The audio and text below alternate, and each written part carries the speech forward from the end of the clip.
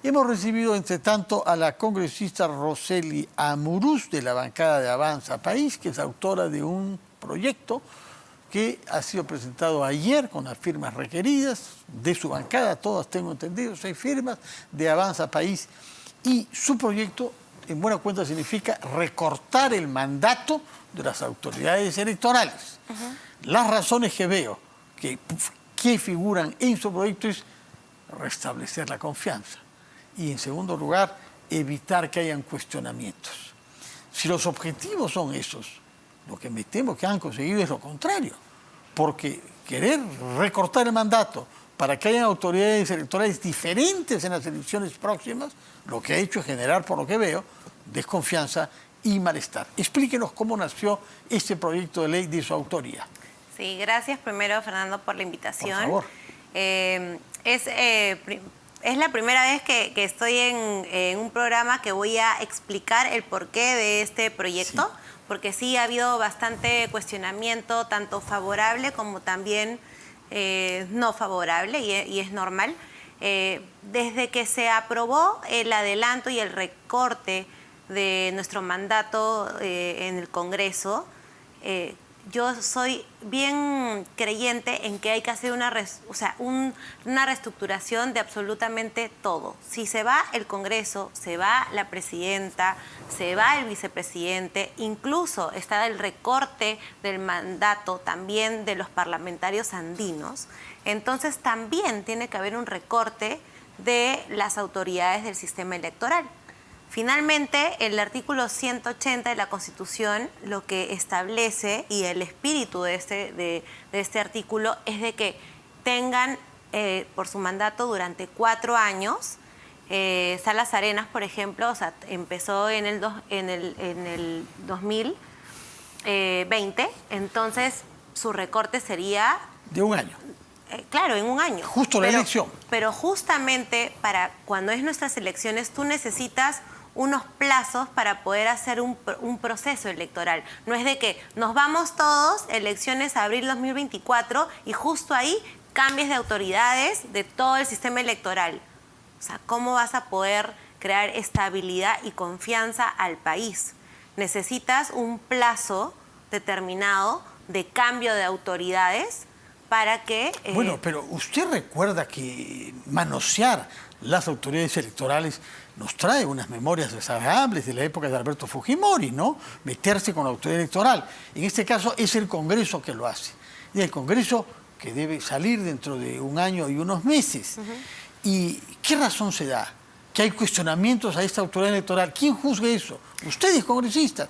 Es decir, que la persona que tiene que ser supervisada por la autoridad electoral, es decir, los candidatos, resultan decidiendo quién va a ser el juez electoral. No, Fernando. Primero que hay que tener bien claro quiénes son quienes eligen a las autoridades del sistema electoral. Sí. Y no es el Congreso de la República. Pero ustedes están retirando a estos. Váyase, señor Salas Arenas. Es un recorte por un año antes. Sí. Bueno, pero es lo decisivo para que estas nuevas elecciones empiecen de cero, con 0 cuestionamientos. Ahora, los cuestionamientos no vienen del Congreso de la República. Hay que retroceder un poco porque creo que la memoria es bastante frágil de los peruanos. ¿Vienen de quién? Esos cuestionamientos. Pues ahí voy.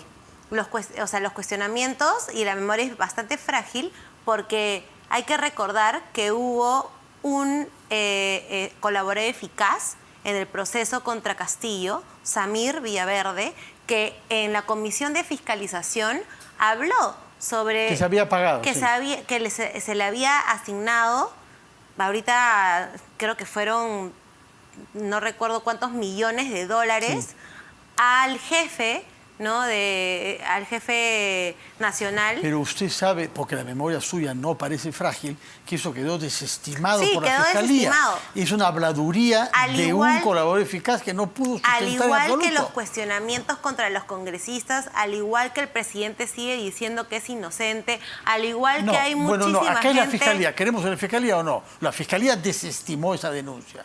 De la misma manera que desestimó, y vamos al grano, denuncia sobre fraude electoral. Porque acá lo que está en juego, señora Amuruz, y no nos contemos cuentos, es mantener una denuncia que se ha hecho formalmente al principio y ahora de manera soterrada contra estas autoridades electorales, el señor Corbeto y el señor Salas.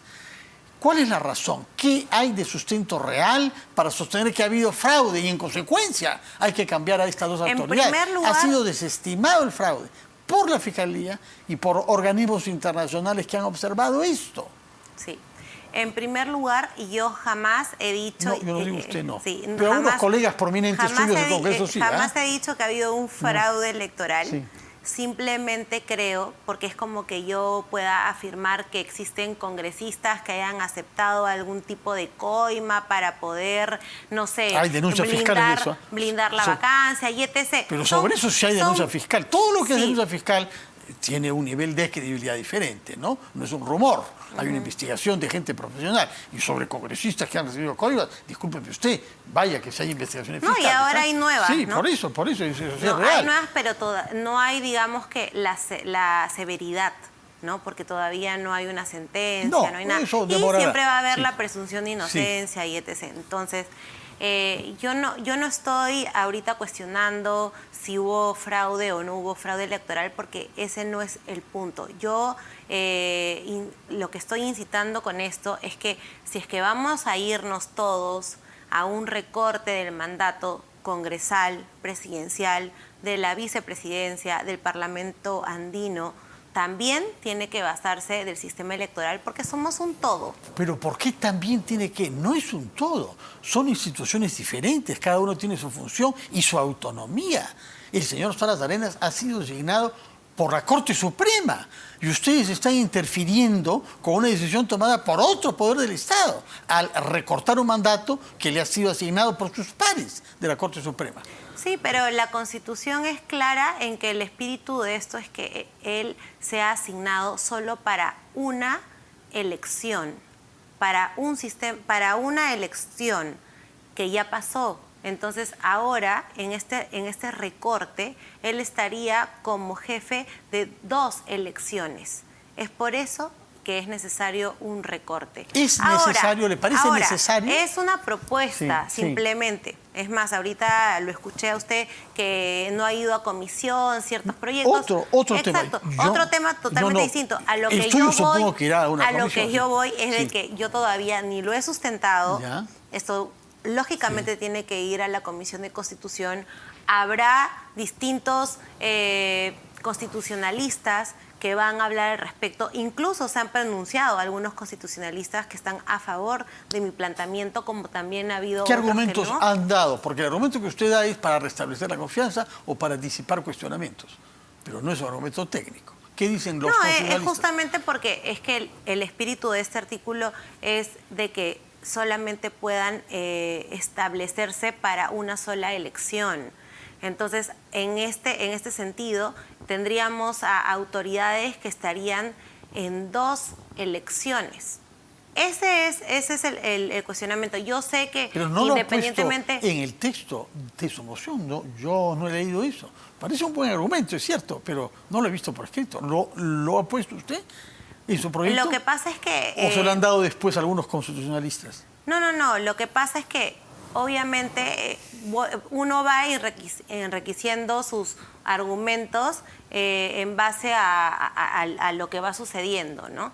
Y para eso tienes la oportunidad cuando sustentas tu proyecto y puedes aumentar en tu texto sustitutorio. En efecto, mucho lo ha más. aumentado de una manera sustantiva, porque si usted afirma que el espíritu de la Constitución es que las autoridades solamente tengan un mandato de 4 años y en consecuencia solamente sean responsables de una elección, puesto que el calendario era de 5 años, hay algo imprevisto que es el adelanto. Bueno, ese es un argumento constitucional, pero no figura en la moción, eso es lo que me llama la atención. No hubiera sido más razonable que recoja esos puntos de vista antes de presentar su proyecto. Por supuesto que sí, por supuesto que sí. ¿Cuál es el apuro entonces? El apuro son los plazos.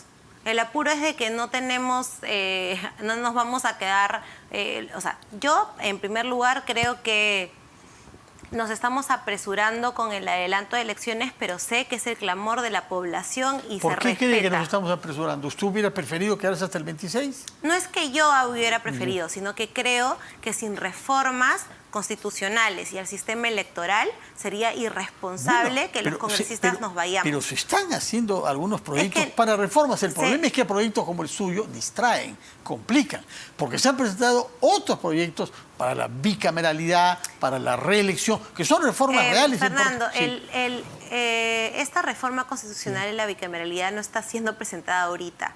Ha sido presentada con anterioridad, y yo soy una de las coautoras, y hay muchos congresistas que hoy por hoy no lo ven como algo prioritario. Y si pones a analizar que... Pero yo he visto en general que ha sido recibida favorablemente. Yo no veo quién está contra. Todos dicen que sí a la bicameralidad, pero lo amarran con otras cosas. O sea, por ejemplo, la izquierda radical lo amarra con la Asamblea Constituyente. Finalmente, la realidad es que necesitamos 87 votos, necesitamos un consenso dentro del Parlamento, lo cual es complicado.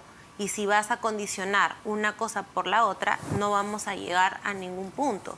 Por ende, nosotros hemos aprobado el adelanto de elecciones, sí, en la primera votación. Falta un segundo Pero voto, si nosotros no vemos reformas constitucionales que para ti pueden ser distractivas. No. Para ti. Pero para mí, el tema del sistema electoral es muy importante, porque la voz de la gente, yo la escucho, pues yo estoy afuera y la gente sí me dice, no confiamos en el sistema electoral, sea que sí, finalmente no hubo un veredicto y todo, finalmente también podríamos discutir lo mismo de los congresistas, del presidente, del vicepresidente, de todo. Entonces, hay que hacer el cambio. Discute, creo que la legitimidad de Dina Boluarte no la discute nadie. No, yo no la discuto. Yo creo que es una sucesión.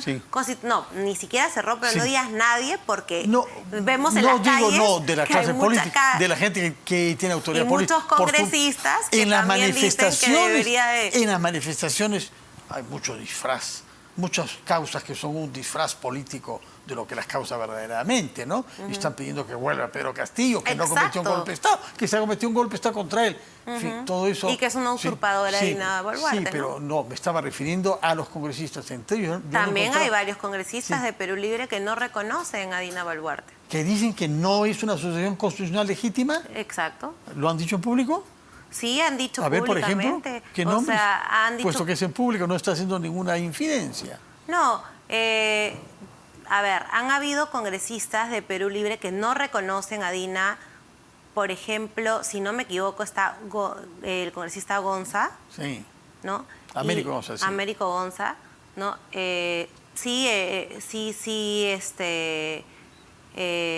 Cerrón, el Waldemar, él sí ha reconocido, por ejemplo. Sí, eso es lo que yo creía, que el vocero de la bancada... A todos, pero es el vocero de la bancada y es el hermanísimo del jefe del partido, ¿no? Hablemos, porque el tiempo no se vence, sino sobre el voto de confianza, sobre el cual tendrá que pronunciarse el próximo martes, cuando se presente el gabinete de Alberto Tarola. ¿Tiene formada una opinión ya? Bueno, nosotros como bancada aún no hemos tomado una decisión oficial, pero si me preguntas a mí, por favor, directamente, yo sí creo que es momento de dar estabilidad, tranquilidad al pueblo peruano, y en definitiva yo considero que una muy buena opción es darle la confianza a este gabinete porque finalmente creo que estoy viendo que están haciendo las cosas bien, rescatando los comentarios de las distintas autoridades, así que hay que permitirles hacer su trabajo, ¿no? De acuerdo. Tomamos nota entonces de que usted, a título personal, tiene en este momento una proclividad a votar a favor, pero está esperando que se reúna la bancada para tomar una decisión colectiva eventualmente, ¿no? Sí, porque es válido escuchar distintas opiniones y finalmente tener un acuerdo, ¿no? Se ha también querido interpelar a la ministra de Relaciones Exteriores, la señora Gervasi. ¿Tiene una opinión formada sobre las razones por las que debe ser interpelada? Sí, yo creo que en estos momentos, porque no es a la única ministra que quieren interpelar, sino también al ministro del Interior. Pero es la primera de la lista, creo, la canciller, ¿no? Sí, es que creo que están buscando cualquier pretexto y hacerlo de manera constitucional, que sí es válido, interpelar y cuestionar, y creo que sí, la canciller tiene que tomar cartas en el asunto, sobre todo con el aspecto de Evo Morales, lo tiene que hacer, y que vaya al Congreso y hacerle las preguntas respectivas me parece válido, pero a lo que voy es de que creo que ahorita hay bastante trabajo mucho más, digamos, relevante en el sentido de las calles, las manifestaciones, y que todo el equipo, el gabinete necesita un respaldo, ¿no? Sí, sin duda, sí. Entonces comprendemos que por las circunstancias, sí, quizá no por una gran simpatía por la persona ni por la manera como candidateó, pero por las circunstancias considera que hay que respaldar a este gabinete y que se presentará el martes próximo ante el Congreso, de la misma manera que no llevara una censura eventual de la canciller. Por otra parte, ha habido una decisión estos últimos días, que es el nombramiento de un nuevo jefe de la DINI, Dirección de Inteligencia Nacional. Y han habido algunos cuestionamientos, sobre todo porque tengo entendido que el señor Liendo, que ocupó fugazmente el puesto, trabajaba en el Congreso como asesor de la Comisión de Inteligencia. ¿No? ¿Qué opinión se ha hecho usted de la decisión tomada de remover al señor Liendo al cabo de pocos días en el puesto? Sí, o sea, lo que he escuchado como respaldo de la presidenta es de que para ella él ha sido muy incisivo en que todas las protestas, todas las manifestaciones han sido producto de terroristas. Y entonces la presidenta dice, y efectivamente en eso yo concuerdo, en que hay infiltrados terroristas definitivamente, y que pueden ser la mayoría que muevan las personas, y hubo antes mucho más masas y cada vez está yendo menos, gracias a Dios, ¿no? Pero calificar absolutamente a todos como terroristas creo que no, porque en definitiva hay personas que salen de manera pacífica a hacer protestas y porque no están de acuerdo con el actual gobierno. No, el señor Liendo habló efectivamente, antes de ser nombrado jefe de la DINI, de una insurrección terrorista, ¿no? Y estoy haciendo creer que el país en su conjunto, en todas las regiones, es decir, dándole una importancia luminosa que parece que es muy exagerada, ¿no? En definitiva, Fernando, creo que el ver que instituciones que están siendo incendiadas, hospitales, comisarías... Pero ¿por qué escamotear que eso puede ser la criminalidad común de la gente que no quieren que sus expedientes judiciales se vean? Minería ilegal. Antes de hablar con usted, hemos hablado con un economista que me ha dejado helado con los datos de los montos que hay de negocios negros, de minería ilegal, de contrabando, de tráfico de drogas, de tal ilegal, de trata, 6.500 millones de dólares. Esa gente que está metida en eso es muy probable que esté financiando y que no quiera que sus expedientes queden en los lugares. Atribuirle todo a Sendero es negar. Por eso, que ahí está otra motivación. Ahí está la clave, ¿no? Atribuirle todo a Sendero Luminoso, eso es lo que creo que, en definitiva, no todos los que salen a las calles están involucrados en esto. De todas maneras, hay un aprovechamiento de personas como la minería ilegal que están involucrados en estas, que no son protestas, sino vandalismo, y otros que sí están vinculados al terrorismo porque están, en definitiva, ligados a una apología al terrorismo, ¿no? Tienen una ideología y un pensamiento, ¿no?, político, y es por eso que sí, en definitiva, estarían incentivando el terrorismo en nuestro país. Hablemos sobre política pura, puesto que usted parece muy consciente de la proximidad de las elecciones, por eso es que ha presentado este proyecto de ley, para, según usted, garantizar que hayan otras autoridades electorales. ¿Qué podría ser su partido, Perú Libre, en la perspectiva de buscar una candidatura común y que no haya una fragmentación del voto de, digamos, corrientes que tienen afinidades entre sí? ¿Cuál es su opinión como ciudadana sobre el tema? ¿Sobre una candidatura de Perú Libre? No, es decir, ¿Qué cosa es lo que a usted piensa que Perú Libre debería respaldar como candidatura, sea propia o no? Porque hay quienes hablan de frentes, ¿no? Y que más bien están renunciando a ser candidatos ellos para buscar candidatos. Yo no te puedo hablar por la izquierda Sí. radical, pero sí te puedo hablar por la oposición. Sí. Y creo que en estos momentos lo que sí necesitamos es unirnos la oposición y buscar un candidato de consenso para no permitir que nuevamente pueda ser expuesto nuestro país y poner en riesgo en que nuestro Perú esté al límite de que llegue el comunismo. ¿Y quién podría ser ese candidato de consenso? No me diga que no ha pensado en nadie, porque a alguien se le podrá pasar por la cabeza, ¿no? No, a mí se me pueden pasar Sí. A ver, personas por la cabeza, pero finalmente es un consenso iniciativo de Avanza País y todavía no lo tenemos. Bueno. Entonces sería bastante Pero si fuera por imprudente de mi usted, parte. si usted pudiera dar un consejo. Si yo podría dar ¿qué un nombres nombre, daría? yo diría Añaños. Añaños, Sí. como un candidato de unidad. Sí. Bueno, muchas gracias por habernos dicho finalmente un nombre. Hay muchos que son reacios a dar todo tipo de nombres. Usted ha sido en ese punto por lo menos sumamente franca. Muchas gracias por estar acá y por explicarnos. Y tomo nota de que ha presentado un proyecto de ley, pero cree que puede modificarse todavía. Totalmente. Porque el objetivo es dar confianza. Así y es. que no hayan cuestionamientos. Así Si usted es. llegara a la conclusión de que al revés su proyecto puede generar cuestionamientos, quizá retrocedería. Quizá. Yo creo que cuando uno empieza un proyecto Ciegamente hasta el final. hay que continuarlo, pero sin ser radical. Ya. Puede haber modificaciones. Bueno, Sí. muchísimas gracias, congresista Rosely Amuruz, de la bancada de Avanza País, autora de un proyecto para recortar el mandato de las autoridades del Jurado Nacional de Elecciones y de la OMP. Muchas gracias. Gracias. Feliz año para usted y para su Igualmente, familia. Y felices permítame